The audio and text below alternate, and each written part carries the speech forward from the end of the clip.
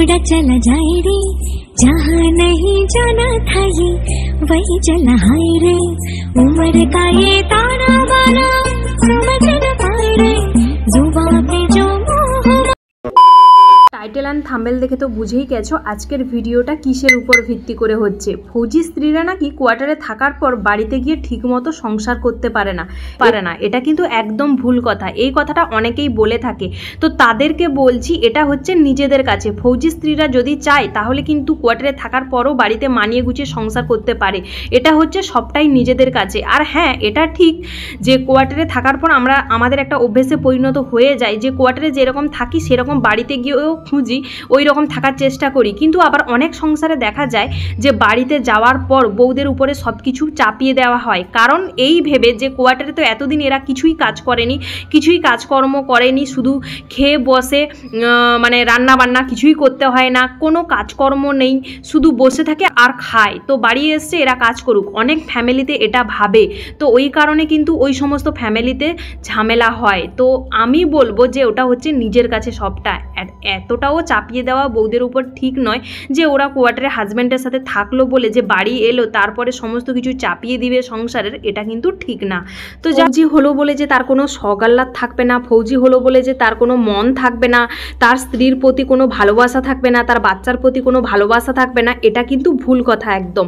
ওরাও কিন্তু চায় যে শেষ বয়সে একসঙ্গে না থেকে প্রথম অল্প বয়সে কিছুদিন অন্তত একসাথে থাকা যাক। ওই কারণে কিন্তু অনেক ফৌজি কোয়ার্টারে তার স্ত্রীদের নিয়ে আসে। আবার অনেক ফৌজি এটাও মনে করে যে একসঙ্গে কোয়ার্টারে থাকার পর বাড়িতে গিয়ে আমার বউটা আর থাকতে পারবে না। ওই কারণে কিন্তু অনেক ফৌজি আবার তাদের স্ত্রীদের কোয়ার্টারে নিয়ে আসতেই চায় না। এটা কিন্তু আমি অনেকের কাছ থেকে শুনেছি, আর অনেকে বলতেও শুনেছি, অনেক দাদাভাইদেরও বলতে শুনেছি। সত্যি কথা বলতে কি এই কথাটা আমি নিজের কানেও শুনেছি। তো যাই হোক, এটা যার যেরকম মানসিকতা, যার যেরকম মাইন্ড, তো সে সেরকম ভাববে। নিজেদের বরের সাথে বাড়িতে সব সময় থাকে তারা কি করে বুঝবে একটা ফৌজি স্ত্রীর মনের ব্যথা। তো যাই হোক, ওই সমস্ত মানুষদের কোনো কিছু বলতে চাই না, জাস্ট এইটুকু বলবো কিছু কিছু নোংরা মনের মানসিকতা মানুষের জন্য আজ এই সব কথাও শোনা যায়। তো ওই সমস্ত মানুষের মন কোনোদিনও পরিবর্তন হবে না, কারণ ওদের মন আসলেই নোংরা আর ওরা ওইভাবেই বড় হয়েছে। বা আজকে অনেকগুলো কথা বলে ফেললাম, ভাবছিলাম অনেক দিন ধরে বলবো এই কথাটা তোমাদের সাথে শেয়ার করব, তো আজকে ফাইনালি শেয়ার করে ফেললাম। তো আমাদের বাড়ি যেতে খুব একটা দেরি নেই, আর মাত্র 2 থেকে 3টে দিন বাকি। তো যাই হোক, হয়তো অনেকে বুঝেই গেছো আমি অলরেডি কিন্তু বাড়ি পৌঁছে গেছি। আর ব্লগ ভিডিওগুলো তো পরপর আমি শেয়ার করছি, বুঝতেই পারছো এডিটিং করতে হয়, তো অনেকেই বুঝতে পেরে গেছো যে আমি বাড়ি পৌঁছে গেছি। আর এখন যে ভিডিওটা দেখতে পাচ্ছ এটা কিন্তু মানে আমি যখন বানিয়েছিলাম তার 2-3 দিন পরেই কিন্তু আমি বেরিয়েছিলাম। তো যাই হোক, আর কালকেই আমার বর কিন্তু ছুটিতে হয়ে যাবে, মানে আমরা এখানে কিন্তু 2 দিন অলরেডি ছুটি কাটিয়ে তারপরে বাড়ি যাব। তো এখন দেখো আমি কিচেনটা একটুখানি ক্লিন করে নিচ্ছি, যেহেতু বাড়ি যাব ওই কারণে কিন্তু রান্নাঘরটা আমি ভালোভাবে একটুখানি ক্লিন করে দিচ্ছি। আর সমস্ত বাসনকুসন একটুখানি ভরেও যাব আর কিছুটা বাইরেও রেখে যাব। তো চলো এখন আমি দেখো গ্যাসের ওভেনটাকে ভালোভাবে এই যে ক্লিন করে দিচ্ছি সাবান দিয়ে। তো তারপরে আর কি কাজ আছে, বর গেছে, আজকে হচ্ছে আমার বরের ইন্টারভিউ আছে, মানে কালকে আমরা ছুটিতে হয়ে যাব ওই কারণে কিন্তু বরের আজকে। যাই হোক, বাদ দাও ওইসব কথা। এখন দেখো আমি রান্নাঘরটা প্রথমে আমি গ্যাসের চুলাটাও মুছে নিলাম, তারপরে বেসিনটাকেও, থালা বাসন ছিল কিছু সেগুলো ধুয়ে নিলাম, তারপরে বেসিনটাকেও ভালো করে ক্লিন করে নিলাম, দেখতেই পেলে।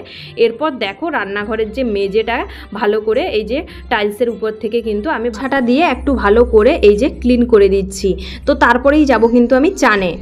শুভ দুপুর সবাইকে, রান্নাবান্না কমপ্লিট করে নিয়েছি, এবার যাব আমি চান করতে। এই যে দেখো আজকে কিন্তু আমি চুলে শ্যাম্পু দিব, তো ওই জন্যই কিন্তু এখন চান করতে যাব। তো চলো এখন তোমাদেরকে দেখাইছি আমি আজকে দুপুরে কি রান্না করেছি। তো এই যে দেখো এখানটাই কিন্তু আমি রান্না করে রেখে দিয়েছি।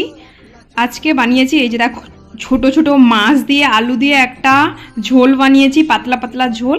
এই যে দেখো একটা ঝোল বানিয়েছি টমেটো, আদা, রসুন এইসব দিয়ে। আর এখানটায় এই যে দেখো এখানটায় হয়েছে বাঁধাকপি, মাছের মাথা দিয়ে কিন্তু বাঁধাকপির ঘন্ট। আর এই নিচটায় আছে ভাত, তো আমি আর খুলছি না।